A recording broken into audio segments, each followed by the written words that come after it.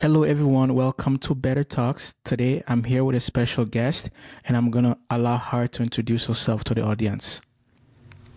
Hi everyone, my name is Gabby Wnek. I'm a licensed clinical social worker and I'm a chronic stress and anxiety coach as well. So I've been in practice for about 8 years and I recently transitioned into starting my own online coaching business due to my own experience of extreme burnout as a therapist. And so that is my mission is to help people who are chronically stressed that are on their way to burnout or on their way to, just being really, really overwhelmed. I don't ever want people to feel what I felt last year. And so my mission is to help people feel better in their bodies and in their minds. Awesome, awesome. I know for sure, as entrepreneurs or professionals who'll be able to learn because being stressed is not just something that applies in certain aspects of life. It also applies in the workplace, in the marketplace. And I'm pretty sure you have encountered several individuals who have come to your service for you to help them to deal with the pressures and problems and challenges in the workplace. So that would be the context of some of my questions regarding burnout, stress in the workplace, and also for entrepreneurs, how they can handle it. So the first question that I have for you is that stress in the workplace or burnout in the workplace is something that people go through, employers go through, employees go through, but this is something that is not being discussed or taken seriously in the workplace or in the marketplace. Why do you think that is? I really think we are just stressed in general. And so there are so many demands in the workplace. And I think people just don't recognize when they're actually burnt out, right? I think we're all Hmm. stressed, and I think we can recognize that we're stressed, that we have a lot on our plate, and sometimes we feel overwhelmed.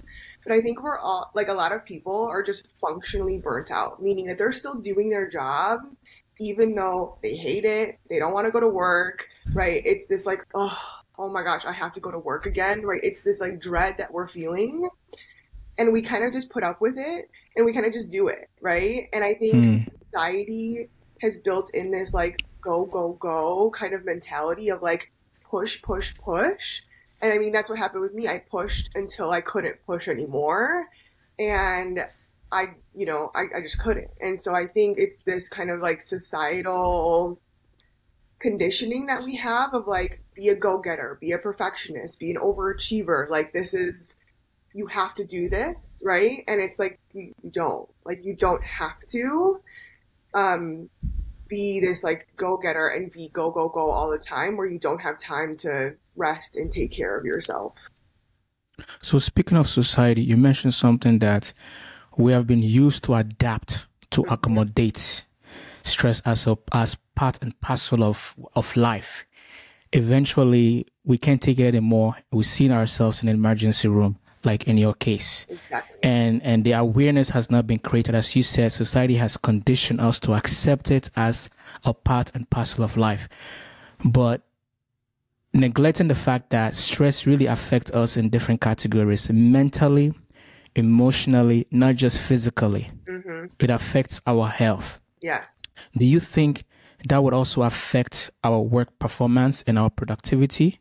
Oh, absolutely. Absolutely. I want to share a little bit of my story because I think it's very profound. I was seeing 25 to 30 clients a week, and I was also Hmm. dealing with my own chronic pain. And I remember pushing myself to the point where I looked at a client that came in, and this was a regular client. I saw this client every week, and I looked at the client and went, I don't care what you're talking about. Like, you can just leave. Like, I don't, what's the point of all of this?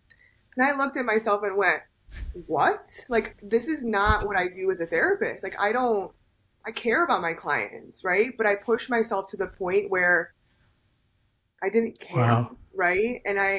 That was such a profound moment for me because that's not who I am as a person and that's not who I am as a therapist. And I had to take a couple days off, right? But I knew that taking a couple days off or taking a vacation wouldn't be enough Hmm.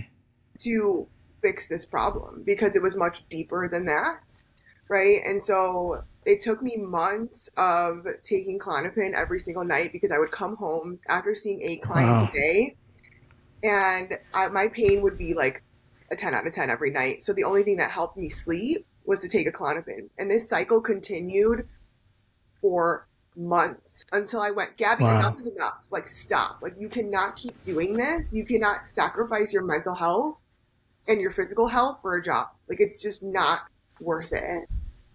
Right. And I quit because I'm like, there has to be a better way of doing my job without completely wrecking my physical and mental health. Right. Like that's not, it shouldn't be happening. Right.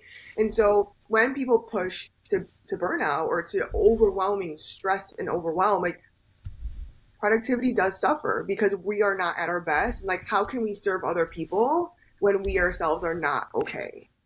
Mm-hmm.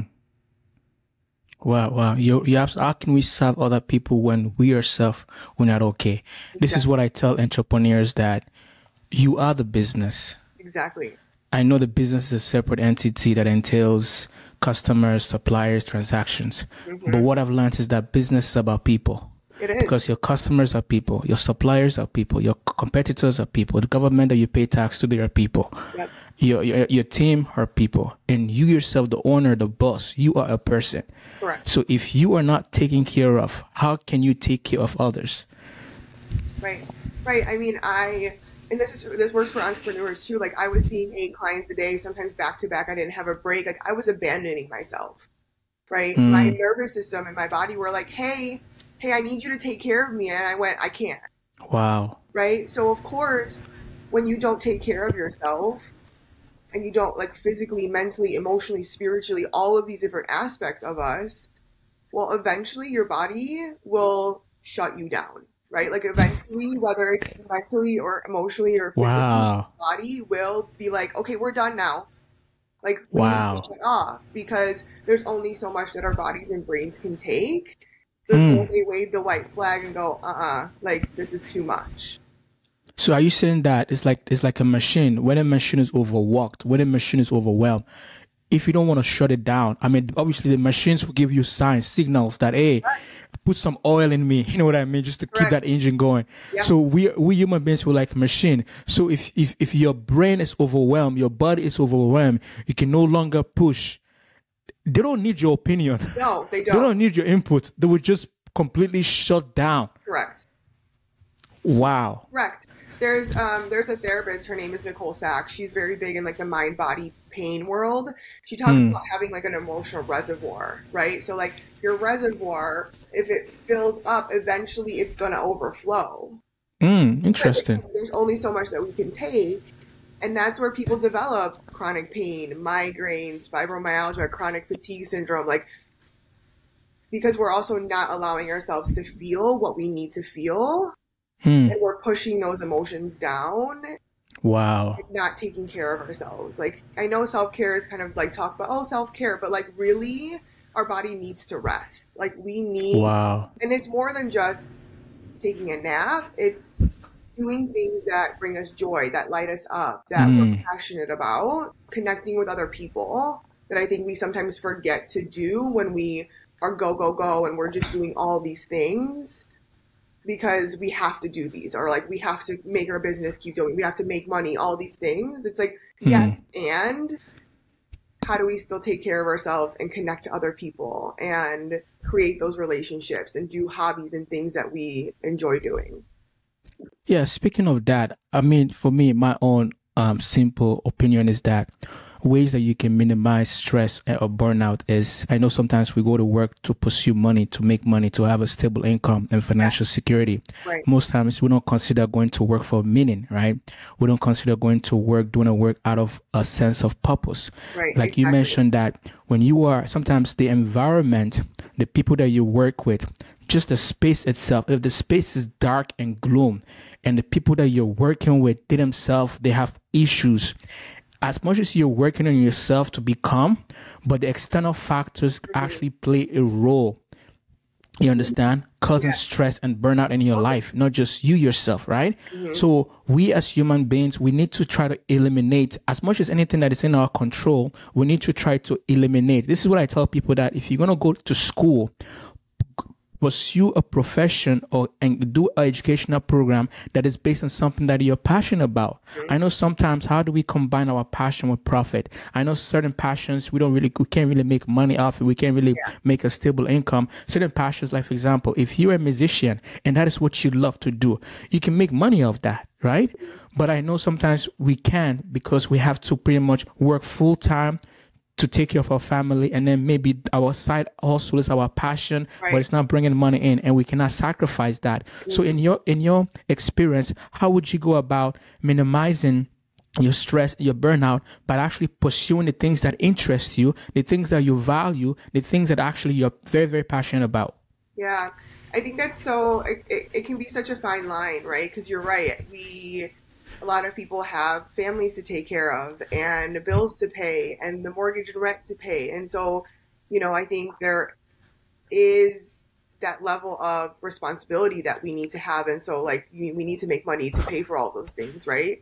And I think what you said was great of like having like a side hustle or creating something on the side that might not, maybe for now might not bring you a lot of money, but it might. Like there's ways I think to monetize a lot of our passions. We just have to find people maybe that have done it before, or find people that are doing something similar and maybe get some like mentorship of like, how can I create money from this? Because I think in today's day and age, like we can create money from so many different things. We just have to learn how to do it. Sometimes we might not know how, but I guarantee you there's people before you that have done it.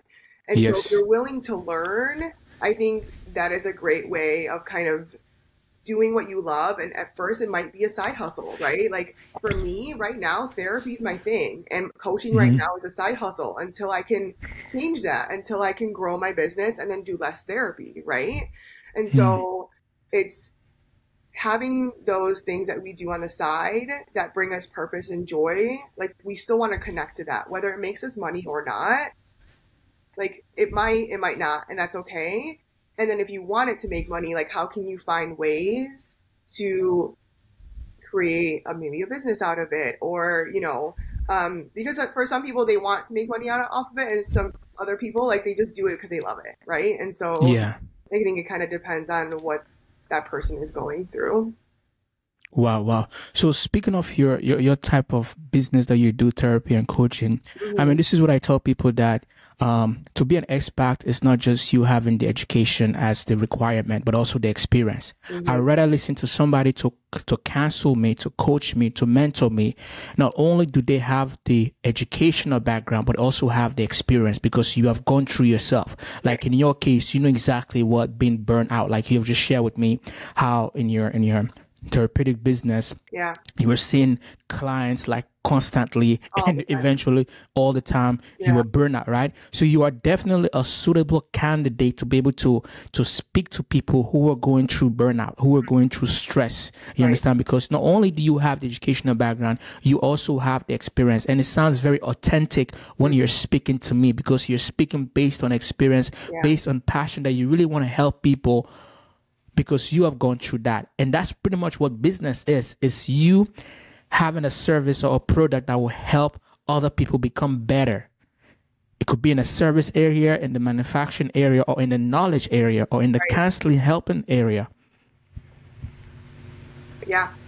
That's one of the reasons why I chose, overwhelm, stress, burnout as my niche, because I went through it myself. I know exactly what it feels like to not go to work, but know that you have to, right? And this overwhelming dread and hopelessness and like this just feeling stuck. I think people who are burnt out feel stuck. They feel like they have no other options. It's like, I have to do this and only this.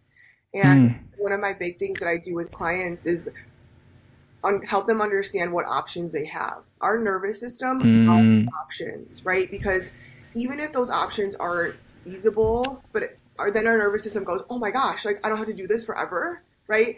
It's like this instant relief of there's another way. Like I don't have to be in this job or do this for the rest of my life, right? And so it's creating those options for our nervous system, that there is something else that we can do, whether it's quitting your job, whether it's going to a different department, whether it's setting boundaries, right? Whether it's creating a side hustle, like what are those things that are going to bring you relief that Mm. you don't have to stay stuck for the rest of your life? Because that's what our brain does. It kind of just like, it's like, the blinds on, right? It's like the horse with the blinds. It's like, I can only see this versus there's all this stuff out here. So you're saying that to free our brain, we have to find ways that we can relieve with different options, as you said. Yeah. That's interesting. I mean, so because sometimes I think that stress has no scientific or medical how do you call it, mechanism that operates in our mind. So can you briefly enlighten me on that, the medical reasons, how it really affects our nervous system? Because that's something that myself I need to learn, because at the end of the day it's going to affect my health, my physical health, and I'm concerned. Yeah. So our stress comes from the nervous system, right? And our nervous system is divided into our sympathetic nervous system and our parasympathetic nervous system. So our sympathetic nervous system is what happens when our body and our brain thinks that we're under threat. So we go into what's called fight or flight. So if we are under threat, we are either going to fight the threat or we're going to run away, right? Those are very primitive responses. That is instinct. We don't think about that when that happens. Our body and brain decide that for us. It's very, very quick. It happens very fast. And so what happens is, like, our brain's like, okay, threat, we either fight or we run, right? There's other options in our nervous system that if those options are not available, then what the body does is it freezes. It kind of just shuts down. It's like, okay, we can't fight, we can't run, so we shut down. And that is another option that also happens in our nervous system. There's a fourth option that is a little bit more subtle, that's not really talked about as much, but it's called fawning. So it's people pleasing, right? Okay, it's okay. I'm gonna say yes, because if I say yes, there's gonna be less consequences, right? And so that's our sympathetic nervous system. That's what happens when we're stressed, and our body and our brain thinks that we're under threat. Many, many years ago, when we were hunters and gatherers and lived in tribes, most of our threats were physical, right? We were going to get chased by a big animal. Right now, because we live in modern society, I hope that people are not being chased by animals. So all of our threats, for the most part, are emotional. And the body reacts the same way, whether it's a physical threat or an emotional threat. Interesting. The same response, right? It doesn't really matter what the threat is. It's still a threat. And so the idea is that we want to shift the nervous system into the other side, which is our parasympathetic nervous system. And that's our rest and digest. So that's where the nervous system relaxes and it, does its thing to kind of heal, right? But the thing is, a lot of us are living in that fight or flight or in that sympathetic nervous system because the brain and the nervous system think that we're always under threat. Whether it comes from our job, our families, our relationships, doesn't really matter. We're only supposed to be in that stress response for 20 to 30 minutes. Wow. So you're saying that we shouldn't be in that stress response for longer than 30 minutes. Correct. But most times we are. Correct. Sometimes even months or days or even years. Oh my God. So what happens for a lot of us is that once we get into that response, like, it doesn't get turned off. So we have constant cortisol pumping through our body, and we have all of the, everything that goes on in that stress response keeps happening. Wow. So over time, that's going to lead to chronic anxiety, potentially chronic depression. That's going to lead to health problems because we are not supposed to be in that stress response long term. But most of us are. Oh my God. Oh my God. Thank you so much, Gabby, for really sharing this insightful, in a very scientific way. I mean, it's really making sense to me to really understand that, that the impact of stress and burnout in a person's life. One question I want to ask you is that our view of ourselves, our perception, because I realize that our perception actually plays a role either minimizing or maximizing our stress level. For Mm-hmm. example, you said that back in the day, the threat was physical threats, being chased by a lion, but now our stress is emotional stress. Yep. And could I say that emotional stress could be, for example, your low self-esteem, not feeling good enough in the workplace, you're not able to meet expectations, you feel you sense yourself as a big failure, you're afraid to take risks. All this negative attitude or pessimistic view of yourself really plays a role in dealing with stress or even actually carrying stress. And I've experienced that in my own life when I'm not able to meet the expectations of my manager. I felt like I'm not capable. I felt like they're going to fire me. Actually, the first thing that comes to my mind whenever I'm given a project and I did not meet the expectations of my manager, the first thing that comes to my mind is, well, you didn't do the good job. They're going to fire you. And I start thinking, okay, where am I going to live? How am I going to take care of my family? But Mm-hmm. it's not true at the end. Right. That so what was going on there is, again, those are kind of our things that we have had conditioned into us. Usually childhood through other, you have that conditioning from a lot of different places, right? Yes. And so what happens is that because that conditioning is activated in your job of like, oh my gosh, I didn't do a good enough job, right? Mm, Usually a core wound of not being good enough, which a lot of us have. What happens is that there's a threat and then anxiety and stress gets, so we're in that sympathetic nervous system. And what happens when we're in that is all those catastrophic thoughts come into play. Worst case scenario, mm. right? Our brain is really good at giving us what's the worst thing that can happen. What? Mm-hmm. Wow. Your brain did that. It went, I'm going to get fired. That's the worst case. Wow. And 99.9% of those thoughts never come true. Yes, They yes. never come true. But our brain is really, really good at giving us the worst case scenario because that's just what our Wow. brain does. And what we do in therapy and coaching is we teach clients to recognize and become aware of those thoughts and Mm, then to either redirect them into something else or tell your brain like, hey brain, thank you for protecting me, because those thoughts are really just there for protection, right? It mm, wants to protect you from the worst thing that can possibly happen, which is, when you think about it, at first it's frustrating, but like so compassionate. That part just wants you to be safe, right?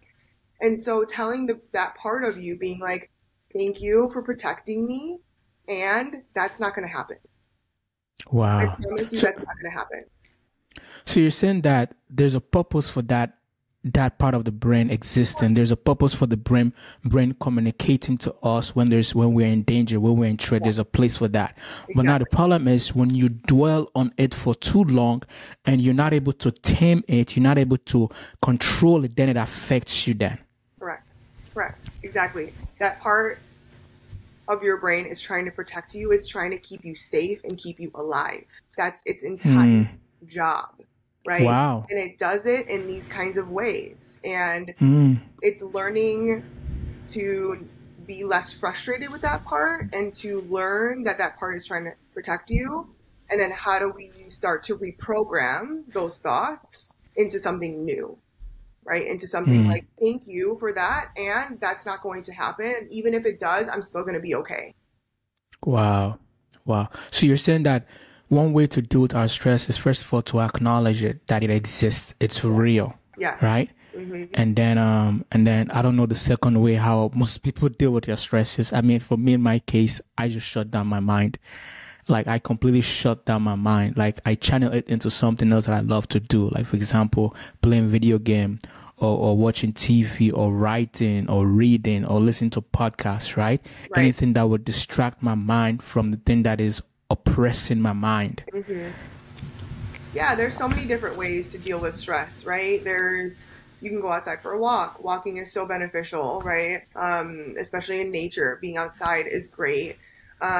Doing deep breathing or meditations, right? Just putting your hand on your heart and taking a couple deep breaths, right? Breathing is the quickest, fastest way to really deal with stress and to turn off that fight or flight kind of response. Listening to podcasts is great. Distracting can be helpful. We still want to kind of get to the root of what's going on with the stress and work on it on like a nervous system level. So like grounding yourself. So like What does it feel like to sit? What does it feel like to have your feet on the ground, right? What are things in your room? What's blue in the room? What's a square in your room, right? Finding and connecting to the environment is also really, really helpful because it gets you out of your mind and into your environment or into your space. And it's the same Mm, thing, like, what does it feel like to sit? What does it actually feel like in your body to be sitting? Can also be really helpful. Or what does it feel like to have like your back against the chair, right? It's mm. getting into your body into a place that's a little bit more neutral rather than everything that's going on in your mind. Wow. Now, let's say if somebody, I'm an entrepreneur or a professional, I'm interested in coming to you for coaching, Hmm. and I am burnout, I'm tired, and I'm coming to you as a client. What should I expect when I come into you? Yeah. So, the first session is usually trying to figure out what's going on, right? So, what areas in your life do you feel burnt out? Is it work? Is it relationships? Is it finances? Is it parenting? Right? Is it your family relationships? And figuring out where this kind of stress and burnout is coming from. And then it's really doing, those options of like, what options do you have to make this stress and overwhelm less, right? And then, kind of going from there, like I really like to create different plans for different people because everyone's life is so different. And so then it's, do we need to set boundaries? Do we need to switch departments? Do we need to take a break? Like, what are those different options? And we create those together. And then after that, it's really helping clients regulate their nervous systems. It's giving them, I like to call it like your own formula. So giving clients tools to really decrease that anxiety and the stress. And I like to individually, it's very individualistic. So what works for me might not be what works for you and what might not work for another client. And so giving people Mm. a lot of different tools so that they can use them and practice them and say, I really like meditation. Great. Journaling doesn't really work for me. Okay. So really getting that customized formula for people so they can use these tools literally for the rest of their lives. Wow, that's awesome. I like the fact that you customize individuals' need, not Hmm. just giving them one size fit all. Because people have different needs. Right. I usually like to ask my guests for them to share three top transferable skills that they have acquired in life.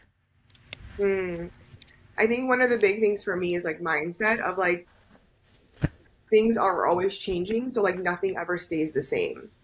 I really learned that in my journey, right? Like along with like nothing changes if nothing changes, right? Like for you to have a different outcome, you have to do something different, right? It's like the definition of insanity. We can't keep doing the same thing and expect a different result. Like that's not how life works, right? And then for me, it's been meditation has been so powerful for me. I've done it for the last like 7 years, and it has really helped calm down my nervous system. It is something that I can't, I have to do it. Like it's just part of my routine at this point, along with really finding and doing new hobbies and like taking care of myself in that way. Right. I do a lot of like diamond art, which I love. I started crocheting Nice. last year, which is so fun. It's just learning something new and doing something that, is not on our phones because I think a lot of us are on our phones. Yeah. Just doing things that you really enjoy doing while also like connecting and being in the moment. So if you can kindly share with us how the audience can contact you in case they're interested in your service. Yeah, so my website is Gabby Wnek Coaching, so GabbyWnek Coaching. I'm also on Instagram under Gabby Wnek Coaching as well. And then if people are interested, they can sign up for a freebie that I have on my website. It's like a 5-step guide to help people start to work on stress and burnout. And then if they want to work with me, they can book a consultation call or discovery call with me and see if it's a good fit and see if working together would be good for us. Awesome, Gabby. Well, guys, that's a wrap. What a wonderful podcast session with Gabby. Thank you. Thank you so much for having me.